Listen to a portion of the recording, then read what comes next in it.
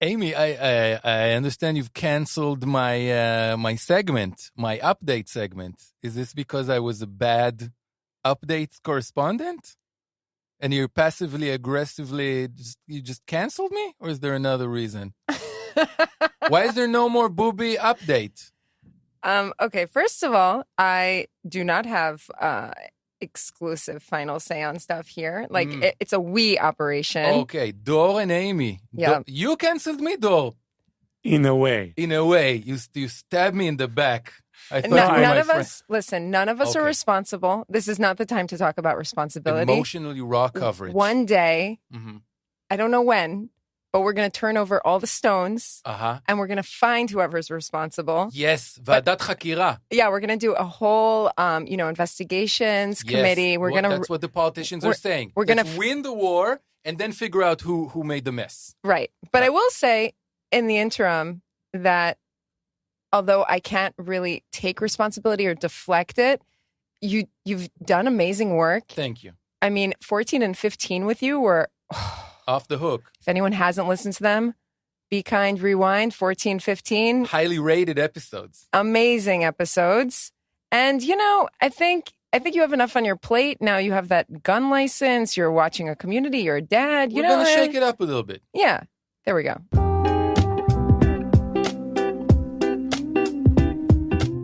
Hi, I'm Amy Sapan, and this is October 7th, Emotionally Raw coverage, coming to you straight from Tel Aviv with my wonderful partner in Love and Light, Dor Comet, and here with us in the studio today, we have Jonathan Gall. Hello, hello. Happy to be here again.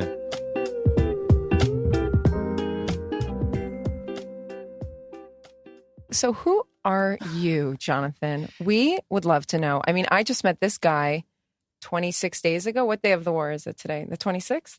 I guess. Yeah, so I met Dor. Wait, this is the episode covering November 1st, Wednesday? Let's give the time frame. Yes, today. We're covering Wednesday, November 1st, and we are actually recording on Wednesday, November 1st. We skipped Halloween. Okay. We skipped recording on Halloween because, frankly, everything has been spooky as fuck. Yes. So we just took a day for ourselves. So you've known him since October 7th, so it's 20-something days. Do you guys feel like you know each other? Like you're pretty... I'm ready to meet the parents. Yeah. Gadi Comet. Shout out to Gadi the parents. And Toby Comet. Invite me over for dinner, please. I'm a great dinner guest. I'm sure. By the way, I want to invite both of you for a future episode to come to my Moshav Givat Nili, the little town where I live. I think it will make a really good episode because not only does it show, and let's get serious for a second, how regular Israelis are dealing with the situation and volunteering for security and our relationships with our neighbors, the Arabs, but also there's a lot of history that has to do with Zionism and the Jewish-Palestinian problem in the ground. I want to take you around and show you where this was and this was. There's a lot of stuff. Would you come? I would absolutely come. Right? I'll come tomorrow. Or can we do a on-location episode, though, technically? Yes, exclamation point. But who are you? Who, like my bio? You remember from Alice in Wonderland where the caterpillar does the smoke rings and then Alice appears and he's like, but who are you? Who? I'll introduce myself to the listeners. My name is Bubi G. That's my stage name. And how Dor and many of my friends know me because when I was growing up in the 90s before cell phones, my friends used to call my house and my mom used to pick up and they'd say, אפשר לדבר עם יונתן, and she would say, Bubi, יש לך טלפון. And that's why I'm known as Bubi. For our listeners that don't speak Hebrew, people would call and say, hey, can we speak to Jonathan? Mm-hmm. And then his mom, because it's like a universal thing about moms. You got to love them. Yep. Would just be like, Booby! By the way, for American Jews, Booby is grandmother most of the time. When you say booby, I think about boobs and my tits. That was the idea. And also Booby G kind of reminds me of like Booby Trap. So it's like Booby Gangster. I don't know. There's a lot of like things going in my head right now. It's emotionally raw coverage. That's what's supposed to happen. My mother, by the way, whom you mentioned, her name is Ivriya, which is a special name, a Hebrew female of the Hebrew species, Ivriya. Both my parents are therapists, psychologists. I grew up in this house where we talk about our shit a lot. Everything is on the table. We talk about emotions. And that's why today I make podcasts. I like to talk to people, and I'm good interviewing people. People open up to me. I open up to people. So that's the straight line. If you want the bio, I come from radio in Israel. My army service was Galei Tzahal, which is the army radio. I worked in TV most of the last 2-something decades. I worked for Mr. Guy Penis. Have you heard that name? Mm-hmm. Mr. Penis is our number one entertainment TV person. And that it's always a funny thing. I would go out and interview like famous people, and I would tell them, "Yes, I'm from the Guy Penis show." The what now? The Guy Penis show. It's a true thing. Amy, take a breath. Amy, we lost Amy. It's just funny too because like I think anyone that doesn't know Israeli names, like Guy is an actual name here. Yes, it means valley. Right. True. It's not just like, oh, that Person. Guy's name is like dude. Like, male.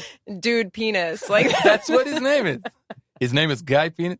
We have so many video of like anybody famous in the 2000s interviewed for the show, and there's always a bit about his name is Guy Penis. Anyway, let's not give too much time for that. That's who I am in a nutshell. I think that my role here in this podcast, I'm looking at the both of you, Dor and Amy. I feel like Dor has all the escapism covered. Right? Rock and roll, music, high-end coffee, the best places in Tel Aviv. This is the drugs we're going to do. He's the one telling our listeners that life goes on and we are able to compartmentalize in Israel and live our life. True? Exclamation point. Exclamation mark? Exclamation point. Exclamation mark. Exclamation mark. Exclamation point. Exclamation mark. Exclamation mark. I confused you. Exclamation mark. Exclamation. Exclamation. EXCLAMATION. Exclamation. This is the most psychedelic part of the episode. And I feel like now that I know you a little bit, you know your shit. You're a serious person. You are in the world of journalism and activism. You know a lot of people. You've got your finger on the zeitgeist in relation to the war and to the ongoing conflict and to the discourse surrounding Israel in general on a high level, academic, political, journalistic level. So I feel like when I come in, maybe I can be a counterpart to you for that. I feel like he gets bored if you talk too much politics, right? You can talk politics with me. We can get deep into history and politics that maybe Dor will zone out of that stuff. And maybe what I can also bring, first of all, I'm an old person. And I have kids, so I'm bringing that perspective. You're not old. No, but older person with kids. And maybe, can I tell a little story at this point? Something from the world of pop culture. It's a little dark, okay? I found myself, wondering what to watch on like Netflix and stuff. You're looking for a distraction or something fun, or I'm not going to watch the news all the time. I'm not going to watch the news at all. And for some reason, I scrolled through and I saw the Coen brothers, The Ballad of Buster Scruggs, which is a movie that came out on Netflix a few years ago. It's a Coen brothers anthology movie. It's like 5 or 6 short stories in one big movie. Did you see it though? The Coen brothers, The Ballad of Buster Scruggs, the one with like the 5 stories of the like Wild West stories. בעברית מה זה היה? הבלדה של Buster Scruggs. It has the one... לא ראיתי. You didn't see it. Did you see it? You saw it. I saw it. You don't remember. I didn't love it. Okay, there's one story in there that I really, really loved. And it's about like this covered wagon caravan trail going to the West in America in the 19th century. And then there's this woman, she's alone, and her brother dies, and she has this little dog, and there's the cowboy that's helping her out, and they sort of fall in love, and it's really, really sweet. And I always loved that one story out of the 5 or 6 segments in the movie.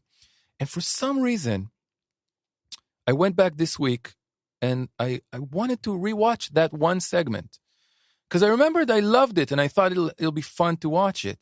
And I started watching it again, rewatching it, and I did love it. And it is great. I thought they're such good writers. And it's photographed so beautifully. And this actress, Zoe Kazan, she's so good. Everybody's good. But then, spoiler, in the very last scene of the movie, she's a woman alone, out in the wilderness. She's with this old cowboy and wild Indians, Native Americans, American Indians, but warriors are surrounding them. Clearly killers. They're going to kill them. And the old cowboy gives her, he has 2 guns. He has a shotgun and he gives the young lady a pistol. And he tells her, hold on to this pistol. You've got 1 bullet, I think. It's not for shooting them. You're not going to shoot them. I'm going to shoot them. I'm going to protect us. You have a bullet here because if you see me going down, shoot yourself in the head.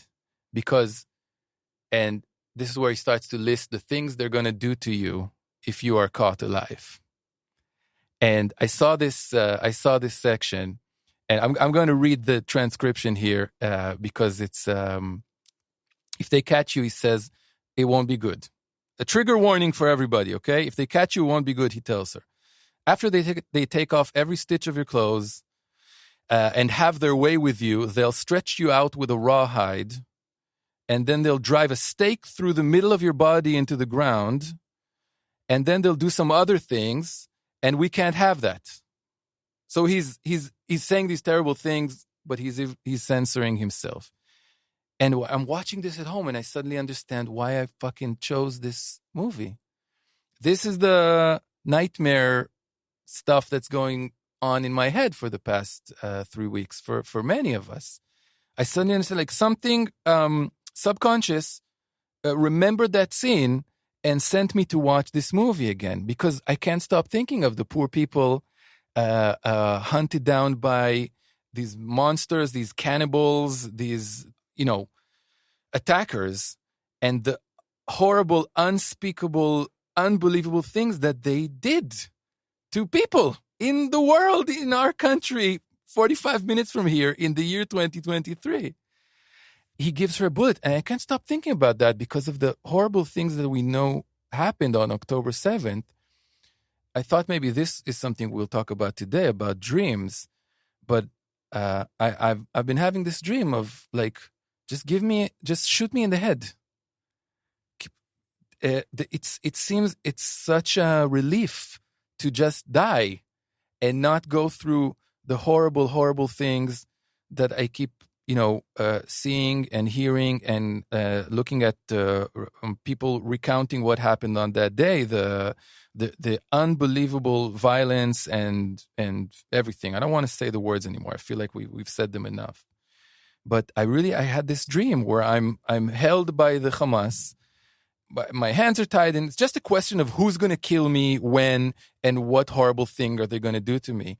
And then in my dreams, there's the Hamas lady. There's a Hamas female warrior. What did they call them? Liberty, whatever. terrorist. And I beg her to just shoot me in the head. Please, please, please, please just shoot me in the head. Like in this movie that I saw. And then I get on my knees in the dream. And she says, it's okay. I'm going to take care of you. We're going to do it quickly. You won't feel anything. She holds the gun to my head and she clicks it and something doesn't work. She says, oh shit, I'm sorry. We're going to try again. 5, 4, 3, 2, 1. And then I woke up. So my mind has been preoccupied with the horrors and the relief of a quick gun to the head death. And it attracted me to this one piece of Coen Brothers pop culture on Netflix. I just wanted to share that with you.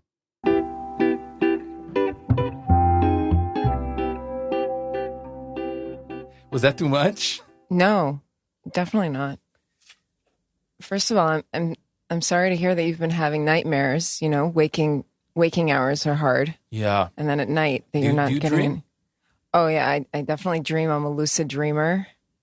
In episode 1, I spoke about how I dreamt about the Star of David, and woke up and then journaled and then heard the first arid siren in Tel Aviv. And the dreams have been, every night has been about this in some way. A few nights ago, it was a dream involving a bottle of wine, like a very big bottle, and it's kind of like leaning over and it's only balancing on the table on like one part of it, like it's about to collapse. And then people start playing tag and they're just like, you're it, you know, just like, and that was the least war-related one because nobody looked like this. But when I woke up, I realized that it was really about everything that's going on because it just very much feels like, not to make light of anything here, but it feels like, again, being a kid in school when you're like powerless and there's bullies and there's people like boycotting you because you have an unpopular opinion, or, you know, it's the boys telling you can't play basketball with them because you're a girl, or it's any sort of stuff that happens at school where like you maybe feel singled out. And then I see everyone like, and I feel it also, like name calling, which is something that, you know, kids used to do on the schoolyard. That's the tag part of the dream. Yeah. But like, what about the wine bottle, though? And the wine bottle doesn't break, but it's like something that's about to break. Like it's something that... A threat of everything spilling. It's like something that doesn't make sense in a sense because it's like the wine bottle doesn't break, but how is the wine bottle staying right? Like it's defying the laws of physics. Okay. Something that came to mind while you were sharing your story of the nightmare towards the end, where you said it's like you almost want to like blow your brains out because, I mean, there's something about like this book I was reading last week, Elie Wiesel says, you know, if the people in the camps knew that people outside of the camps knew about what was going on, they would have killed themselves. And now there's this thing where like people are still going through this nightmare. Like over 230 people are still kidnapped in Gaza. Yep. And there are people who are still literally grieving their dead. And there are people that are working in the, I forgot what it's called, the Matea Chatufim, the like warehouses where they have all the body parts that were, trigger warning, like burned, beheaded. Identifying using DNA. And they still haven't identified lots of the people there. Yeah. So while this is still going on, and there are literally people right now in captivity, yes, there are people screaming over them and saying it didn't happen. We don't believe you. The proof, you know, it's very different than the Holocaust in that sense. And there's something also about this like, everything we knew, sort of. Like, I saw a clip an hour ago of Judith Butler, you know, the famous, she's an academic on the left, gender studies, like queer, progressive. And it's part of a lecture where she's saying that Hamas is part of the progressive global left. And there's this moment where, you know, I have a BA, I have a JD. I loved being in school. I used to cry when there were snow days, like as a kid. I loved being in the classroom.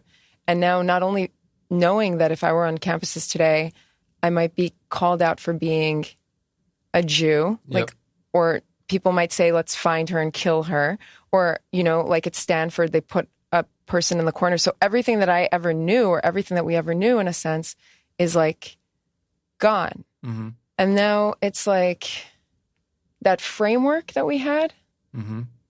that social contract, leave aside also the completely like the physical violation, right? The physical violations of rape and torture and mutilation and the physical aspect. And then this other layer of it happening in the Jewish homeland that everybody was like, we'll have a homeland and then we'll be safe.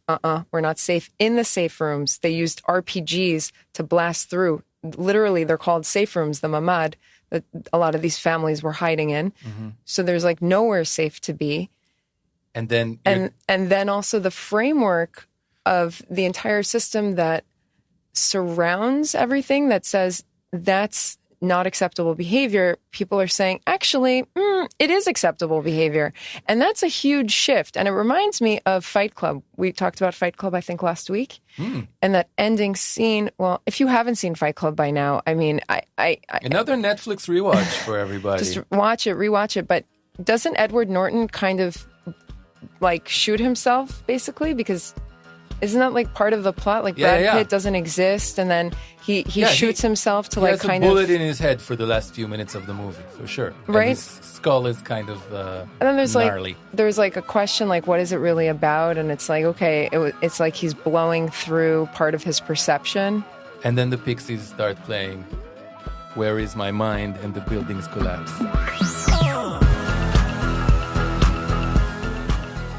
It's interesting to talk about nightmares because they... In your dream, the kids playing tag, your association was these are the anti-Semites on Instagram, right? These are the academics who have turned... those are the bullies and the name callers. It's everything. I mean, it's also, I'm experiencing it like in Hebrew on my feed from all sorts of weirdness coming up in the local feed, and then all sorts of weirdness on the feeds abroad, But it's like yesterday I went to do Halloween with one of my best friends and her kid, and she's like my god kid. And then she was talking about school and like she's in elementary school, like things that are annoying the other kids. And then we're like playing with Legos, and I was like, look, I'm not going to bullshit you. Like we have a really tight relationship. And I was like, I'm not going to bullshit you. The bullies are still going to be around when you're older. There's still going to be cliques when you're older.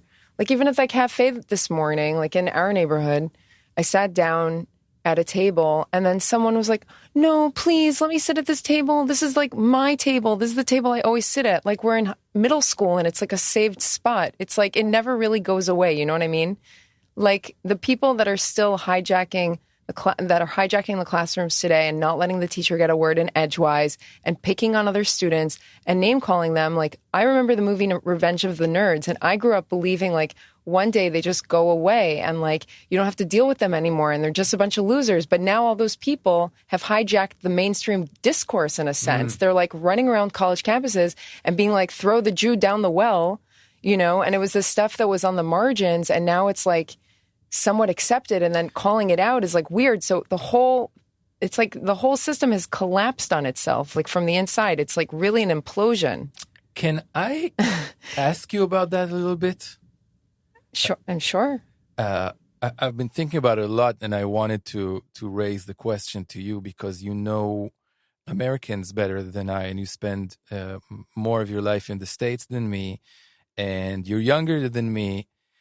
Can you explain to me the Gen Z, the young American progressive 20-something-year-old student who's not a Muslim or, from a Arabic, Asian, Muslim families, just like this regular hipster 23-year-old, white Caucasian American in some college somewhere that's full on Free Palestine, which I understand, but then the Zionist thing.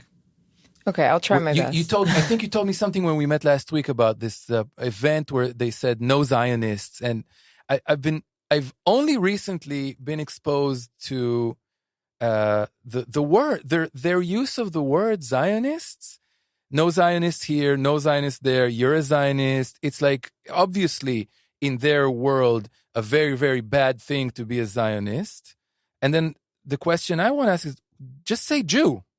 What is all this Zionist thing? Just say Jew. You want to say no Jews. Can you give me a peek into their minds? What are they thinking? What are their beliefs? Do they differentiate?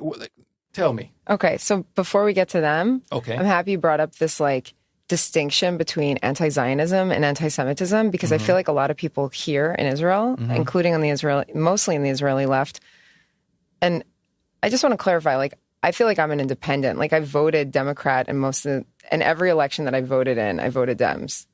But I'm like a staunch independent New Yorker. And I really don't like bullshit. And a lot of people right now are just like obsessively, and it's not something new. They're just like, is it anti-Zionism or is it anti-Semitism?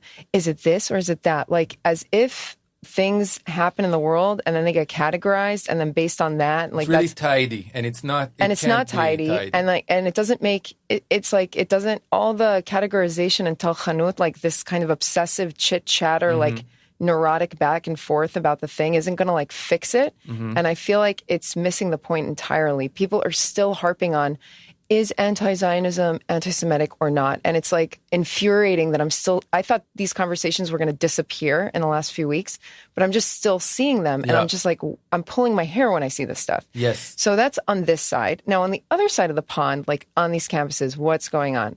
I have a few theories. Okay. So I think last week when you were introducing yourself, you mentioned the 90s and grunge. So it's worth mentioning that for a second.